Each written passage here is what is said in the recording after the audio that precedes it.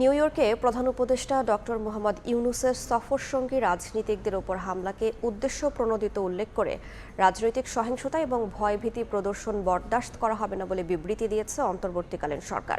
এ ঘটনায় অন্তর্বর্তী সরকারের পক্ষ থেকে তীব্র নিন্দা ও দুঃখ প্রকাশ করা হয়। এসব কর্মকাণ্ডের বিরুদ্ধে আইনি ও কূটনৈতিকভাবে কঠোর ব্যবস্থা নেওয়া হবে বলেও হুঁশিয়ারি করা হয়েছে। মঙ্গলবার রাতে এক সংবাদ বিবৃতিতে বিএনপির মহাসচিব মির্জা ফখরুল ইসলাম আলমগীর এবং এনসিপি নেতা আক্তার হোসেন ও তাসনিম জারার ওপর হামলায় দুঃখ প্রকাশ করা হয়। এমন কর্মকাণ্ডকে শেখ হাসিনার আমলের সহিংস রাজনৈতিক সংস্কৃতি বলে উল্লেখ করা হয়। সরকার এই অশুভ উত্তরাধিকার ভেঙে দিয়ে একটি শান্তিপূর্ণ, গণতান্ত্রিক ও অন্তর্ভুক্তিমূলক বাংলাদেশ গড়ে তুলতে অঙ্গীকারবদ্ধ বলেও বিবৃতিতে জানানো হয়। আরও জানানো হয়, প্রধান উপদেষ্টা ও তার সফরসঙ্গী রাজনীতিকদের নিরাপত্তা আরও জোরদার করা হয়েছে। ঘটনার পরপরই যুক্তরাষ্ট্রের পুলিশ বিভাগের সঙ্গে যোগাযোগ করে এরই মধ্যে একজনকে গ্রেফতার করা হয়েছে। শুরু হয়েছে আনুষ্ঠানিক তদন্ত।